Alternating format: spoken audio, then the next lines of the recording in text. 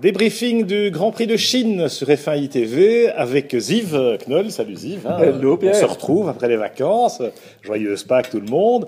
Et surtout Lewis Hamilton évidemment, qui nous a fait un festival de nouveau. Comment dirais-je, à Bahreïn, on avait quand même eu un formidable duel entre les deux Mercedes, qui a été vraiment pimenté jusqu'au bout. Ici, malheureusement, il n'y a pas eu match, il n'y a pas eu photo. Déjà en qualif. Mais oui, tout à fait. Louis, depuis le début de la saison, il m'a l'air d'être vraiment au-dessus du lot, parce qu'il faut se souvenir qu'au Grand Prix d'Australie, il avait fait la pole, il avait été malchanceux, il devait normalement gagner aussi probablement. Donc il faut se dire que Louis est l'homme du moment, et là il a vraiment écrasé la concurrence. Oui, alors c'est vrai qu'Hamilton a dominé clairement. C'est assez marrant de voir Rosberg à la fin lui dire « Ça a été pas trop dur la course, Louis ?» Parce que bon, Rosberg est bien placé pour savoir que Hamilton n'a pas dû forcer son talent dans ce Grand Prix de Chine. En revanche, c'est vrai que aux qualifications, c'est Rosberg qui a un peu manqué de réussite ou de cette petite magie, parce que c'est vrai qu'Hamilton a mis des écarts, a creusé des écarts sous la pluie qui étaient vraiment impressionnants. Nico, il a eu un problème d'information sur le dashboard, sur le tableau de bord. Il a un peu trop attaqué, donc il a un peu loupé son dernier tour. Mais on sentait bien qu'il était quand même pas en mesure d'aller chercher la pole. Il se serait peut-être qualifié en première ligne, mais ça s'arrêtait là. Du coup, il est un peu parti sur le pied gauche. Et en plus, il y a eu cette histoire de télémesure, de télémétrie, qui n'a pas arrangé forcément sa course. Oui, on le sent. Ce sont les aléas de la course. Il y a toujours un week-end qui est mal emmanché. Et là, c'est Nico qui a eu un mauvais week-end. C'est un week-end. On sentait depuis le début, on sait pas son week-end, mais d'un autre côté, c'est clair que Lewis Hamilton est vraiment maître de son sujet. Il est au sommet de ses capacités. Et sur un tour, je crois que c'est le meilleur de toute la grille. Il y a personne qui arrive à sa cheville. Et là, il nous sort toujours des tours avec des gros écarts. Donc, Rosberg doit se rendre à l'évidence que à voiture égale, à condition égale, normalement, Louis est un chouïa plus rapide, et voilà ce qui est arrivé. Ça va être intéressant, je pense, tout au long de la saison, parce que on est dans une configuration un peu Prost-Senna, parce que la voiture est tellement supérieure que, a priori, ça va être un match entre ces deux-là.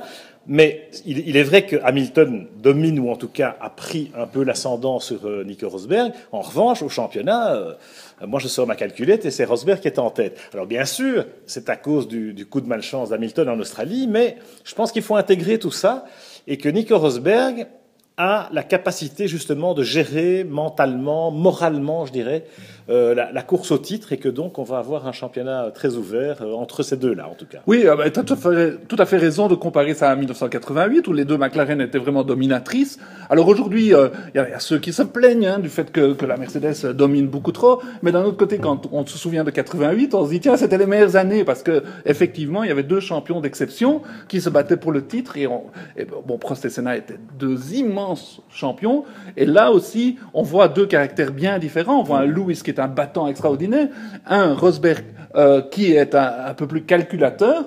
Au final, ça sera probablement la fiabilité qui va les départager. Alors c'est vrai qu'on peut, entre guillemets, se plaindre, il y a toujours les mauvais coucheurs, que la Mercedes a trop d'avance sur la concurrence, mais si on a des grands prix comme à Bahreïn la dernière fois, moi je suis demandeur. On en redemande, c'est sûr. C'est vrai qu'ici, on n'a pas vraiment eu de course pour la victoire. En revanche, on a eu la remontée de Rosberg qui a dû gérer, qui a dû faire avec la Ferrari d'Alonso, les deux Red Bull. Alors on va reparler de ces autres protagonistes dans la deuxième partie, mais c'est vrai que on a un peu l'impression, avec la domination de Mercedes, que ça va au-delà simplement des flèches d'argent, qu'on a peut-être un championnat à 2 vitesses ou à 3 vitesses, avec formule Mercedes quelque part d'un côté, Ferrari et Renault de l'autre. Tu vois ça comment? Oui, tout à fait. Pour l'instant, c'est clair, c'est un championnat Mercedes avec les flèches d'argent loin devant, parce qu'ils ont un gros avantage, mais on voit aussi les écuries motorisées par Mercedes qui font un championnat dont ils n'auraient même pas osé rêver. Donc Williams, Force India se battent devant. La seule chose, c'est qu'il y a une déception immense, c'est que McLaren, qui est vraiment l'immense McLaren, ils sont motorisés par le moteur Mercedes et ils sont derrière, donc ça c'est vraiment très décevant, et ça c'est un peu bizarre. Mais d'un autre côté, c'est vrai qu'on a un championnat, comme tu dis, à 2 vitesses avec le Renault et le Ferrari qui font plus ou moins jeu égal. Oui, alors, il faut quand même remarquer que Red Bull et Ferrari sont devant les équipes clientes Mercedes. Donc même si on a un championnat entre guillemets à 3 vitesses, force est de reconnaître que les top teams restent les top teams.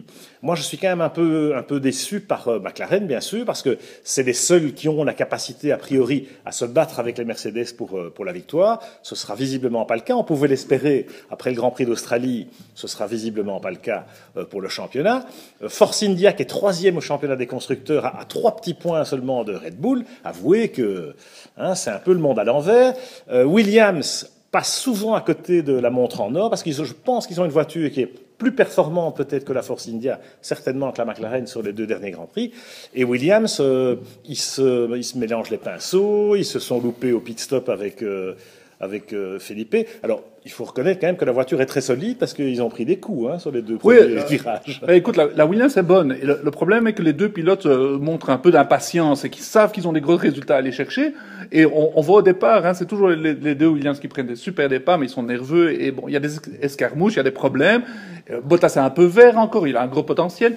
Et Massa, il a vraiment, on sent qu'il a envie de prouver que ces dernières saisons chez Ferrari, c'était pas le vrai Massa qu'on avait vu. Donc il veut montrer qu'il est de retour. Qu'il est de retour. Et bon, il n'a pas eu de peau parce que là, il s'est vraiment fait prendre en sandwich au départ. Et il avait un tel élan. Il aurait pu peut-être même se retrouver 2e dans le premier virage. Alors il y a une belle émulation aussi entre Massa et Bottas chez Williams, y compris en qualif. Ils se plaignaient du fait que la voiture marchait pas sur le mouillé quand il faisait froid. Finalement, ils ont bien progressé, ils ont mis le doigt dessus parce que ils ont mis les 2 autos en Q3 et plutôt pas mal. Donc Massa, finalement, sa course est un peu plombée. En revanche, Bottas, il fait une course assez solide et il résiste tout le Grand Prix à son compatriote, Kimi Raikkonen, bataille de Finlandais, au point qu'il est même venu presque aller chercher Hülkenberg dans les derniers tours. Oui, et ce qui est très intelligent, c'est que Bottas, ça fait maintenant 4 fois qu'il est dans les points. Donc c'est terriblement important pour lui d'asseoir sa position une fois de plus dans l'équipe, de montrer qu'il a sa place en F1 et pas seulement en F1, au top de la F1. Et donc pour l'instant, il doit aligner les points, il doit aligner les résultats. Il doit aligner Massa. Et il doit battre. Ce qui est clair, il doit battre Massa parce que s'il ne le bat pas, tout le monde se souviendra que Massa était nulle part par rapport à Alonso l'année passée. Donc il doit le battre. Et pour l'instant, ça va. Il fait bonne figure. Alors chez Force India, on retrouve Nico Hülkenberg qui a fait vraiment un week-end impeccable. C'est-à-dire que aux essais, la qualif, dans des conditions quand même pas évidentes, la course, il est vraiment, il lâche rien et il fait 6e. Vraiment, quand on voit Pérez, qui se retrouve 16e en qualif, qui fait une belle remontée, certes, et qui marque quelques points, mais il termine quand même loin d'Hülkenberg. Donc, Hülkenberg était un peu vexé, je crois, de ce qui s'était passé à Bahreïn il y a 2 semaines. Et là, il a un peu remis les pendules à l'heure avec son équipier mexicain. Et puis, pour finir cette première partie, un coup de chapeau quand même à celui qui marque encore un point et qui est de nouveau à l'arrivée pour ses débuts en F1, c'est Daniil Kvyat. Un autre phénomène, parce qu'on parlera de Ricciardo en détail dans la deuxième partie, mais comme quoi les juniors Red Bull sont là. Et on a envie de dire un peu, malheureusement, pour Jean-Éric Vergne, c'est Kvyat qui a pris l'ascendant sur ce coup-ci. Oui, une fois de plus, Helmut Marko, il a eu le nez fin parce que ce gamin, il a pas encore 20 ans, c'est un jeune gars et il se comporte comme un vieux routinier. Il est tout le temps là. Il a fait 9, 10, 11 et maintenant 10. Donc 4 grands prix, 4 fois à l'arrivée, 3 fois dans les points.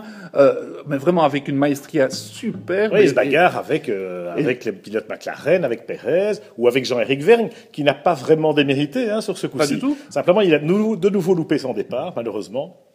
Jeff, et s'il loupe pas son départ, il est devant Kvyat. Il s'est qualifié en Q3, Jean-Éric. Et ça fait quand même plusieurs fois qu'il loupe ses départs, copieusement, ce qui, quelque part, met ses courses en l'air. Donc, espérons qu'il va arriver à mettre le doigt dessus. Certainement. Et puis maintenant, il y a les circuits européens qui arrivent. On sait que Jeff est très à l'aise à Monaco, par exemple. Donc tous les espaces sont permis. Et il a eu l'élégance de rendre un hommage à son coéquipier, à son jeune coéquipier. Donc ça, c'est sympa. Maintenant, c'est vrai qu'il doit se réveiller parce que il y a des jeunes pousses de la filière Red Bull qui arrivent. Il y a le Carlos Sainz Jr. qui est là, qui attendra probablement sa place aussi. Donc il y a Antonio Félix Acosta que probablement on garde un peu en réserve de la République. Il y en a encore quelques autres. C'est vrai, on ne fait pas de cadeau en Formule 1 et Jeff, il doit amener des résultats pour pouvoir garder sa place, ça c'est sûr. Bien, on se retrouve demain pour parler évidemment des autres grands animateurs de ce Grand Prix de Chine, en l'occurrence les Red Bull et les Ferrari.